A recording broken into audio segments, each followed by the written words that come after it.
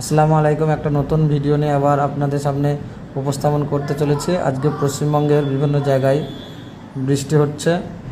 আলিপুর আবহাওয়া দপ্তর অনুসারে আগামী দুদিন ভারী বৃষ্টি হবে।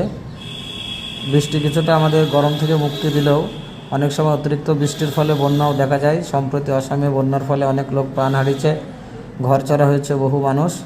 আমার ছাত্রছাত্রীদের উদ্দেশ্যে বলছি, তোমরা যারা স্কুল করে বাড়ি যাও তারা অবশ্যই ছাতা আনবে বা বর্ষাতে বা রেনকোট পরে আসবে, যাতে না করে বৃষ্টিতে ভিজে যাও। কারণ বৃষ্টিতে ভিজলেই জ্বর ঠান্ডার মতো রোগগুলি বেশি দেখা যায় এই সময়। এছাড়াও বর্ষার জমা আবদ্ধ জলে মশায় ডিম পেড়ে মশার বংশ বিস্তার করতে সাহায্য করে।